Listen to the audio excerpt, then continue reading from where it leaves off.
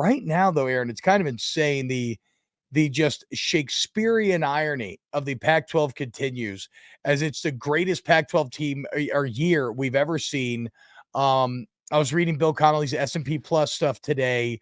The Big Ten right now is currently the fourth best conference in the country. Wow. Like everything's topsy-turvy. And it looks like the Pac-12 has not one, not two, but three legitimate title contenders. Let's break it down a little bit, Aaron. Do you really believe that to be the case? You would throw in more. I would throw in more. So this is where I don't want to be disrespectful to Washington State. They're awesome. Pullman's great. They're gonna bite somebody. Give me the three first. Like who are the three? Oh, Washington, USC, and Oregon.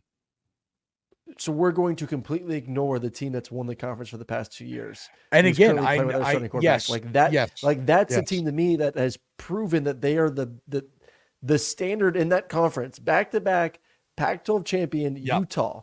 Yeah. And right now you talk about injuries. They're injured all over the place. Exactly. And they don't have their starting quarterback, and they're 4-0. They're finding ways to win football games. Like, imagine the juice that team gets once Cam Rising gets back, once the other pieces on both sides of the football are healthy. It's great. We do not talk about Utah. And I'm sure they love it. I'm sure they're loving it right now. Like, just ignore us. Like, just poor old Utah just hanging out right now, undefeated. Don't worry about it. Just wait till you face us. And they got a tough game this weekend. It's Friday night at Oregon State. Oregon State's going to want to get some juice back after losing to Washington State last week.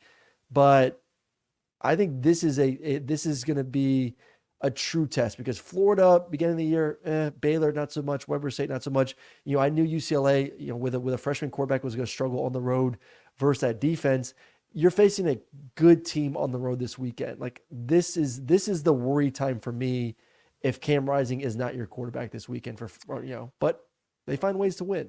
So this is where I feel like an asshole because everything you said is true. Utah should be in this conversation, but realistically, I don't believe they are. And maybe I'll be proven wrong. I know they've won the conference the last 2 years in a row, but I think Washington is exponentially stronger than they were last season. I don't know if I'm there with USC. I'm definitely there with Oregon. I think under Dan Lanning, Oregon seems to have tapped into something more ancient and powerful than what I've seen before. I'm referencing the Redwoods, obviously here, but we'll get to that. And so no, like I would. No. Okay, never mind. I was gonna go full hot take and say I would take USC out before I'd put Utah in, but I can't go all the way there. But USC did not look good against Arizona State.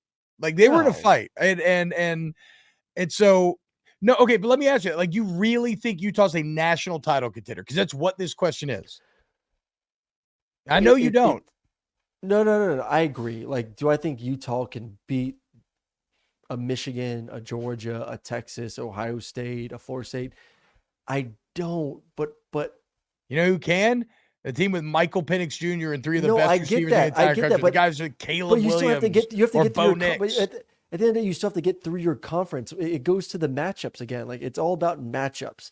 And right now, Utah is proven with when Cam Rising's healthy, the offense is improved, and they're proven for 3 straight years now that this is one of the best, if not probably the best defense in that conference. Easily, the best defense in the conference. It's by far the best defense in the conference, and we like to talk about offenses and touchdowns and quarterbacks and Heisman trophies and who's going to be like. Of course we do. But like right now, never. Utah is winning with defense, and plus they do have a good quarterback in Cam Rising. And I don't know what he's going to look like when he comes back, how healthy he's going to be, how creative a playmaker he's going to be, what that knee looks like. That's a major if. But if they can survive this weekend, with or without him, and win on Friday night versus Oregon State, get a bye before they go to the stretch of USC and Oregon back to back on October 21st, 28th. And if he's healthy, I would give him a chance. So like, that's why I put him in the conversation, because if they win the Pac-12, which they've done back-to-back years again, then yeah, they're in the conversation of making the playoffs. Well, but that's the thing. Yes, if they win the Pac-12 though, then they're way better than I think they are right now at this moment. because 3 of their last 4 games are at USC, home against Oregon, at Washington. So the actual teams that I think the big 3, yeah. If you're going to tell me they get 2 of them at home. They get 2 of them at home. No, they're at USC No. and at Washington. They get Oregon at home. That's it. I read it the other way. Yes. So what I'm saying is like, yeah, if they get through that, then I'm just fucking wrong. And at that point, maybe they can beat a Georgia, beat all these other teams. I just don't think they can. I mean, that's, maybe I'm wrong here. I would say there's 3 title contenders. And one of them is Washington, and it's because, again, Michael Penix Jr. is throwing for 409 yards a game. Yeah.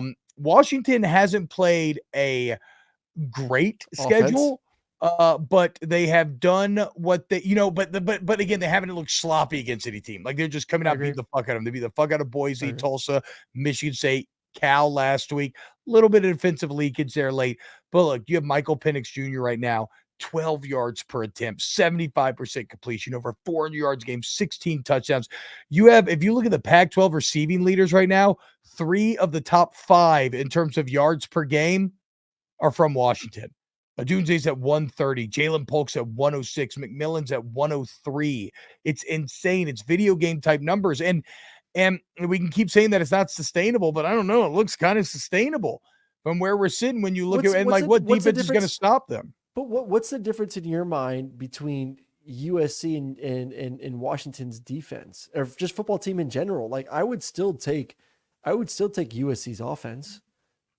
And I think USC's offense, like you think the weapons at USC are better than that of Washington? I find that to be a bit surprising. I don't think they're that much worse, and I think Caleb Williams is better than Michael Penix Jr.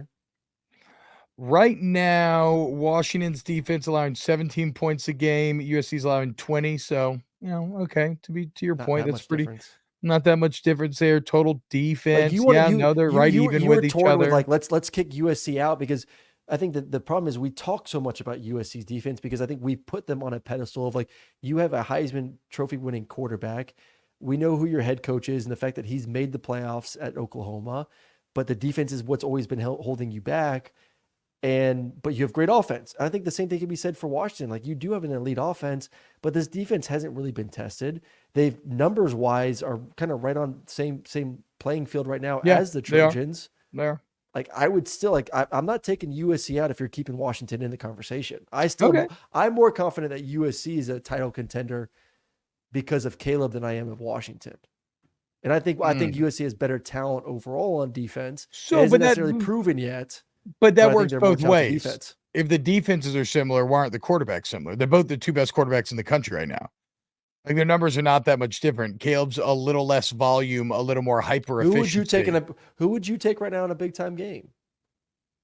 I'm saying I think I would take Washington. They won more last year. They went 11-2 last year. I'm just about quarterback. I'm talking about quarterback position. I would take Penix. I would take I'm going to do the whole team. I would take Washington, the team that went 11-2 last year, versus the team that lost to Tulane and went 10-4 or whatever it was. Like, I think Washington's a better team. All right, well, we're going to see. But then what about Oregon? We're sitting here arguing about this. What about Oregon? I mean, Oregon's been incredible this year. They're averaging 7.8 yards per carry with their top 3 backs. Basically 8 yards carry. That's absurd. Bo Nix is completing 79% of his passes. He's not getting pressured at all. They easily have the best defense of the bunch that we're talking about right here. Should Oregon be the one that we're talking about as we get lost in the Michael Penix, Caleb Williams statistical love fest? They should be all of them are in the conversation. Like I do agree with the standpoint of like all 3 of them today. If it was a 12-team playoff, all 3 of them would be in there, and I think all 3 of them would have a real chance of winning a national championship.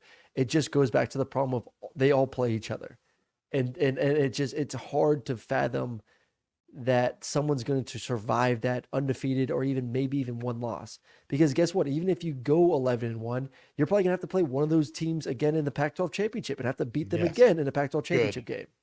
So they're all contenders, no doubt in my mind. All of them are contenders, especially this year when you look across the country and it seems like every team has major flaws.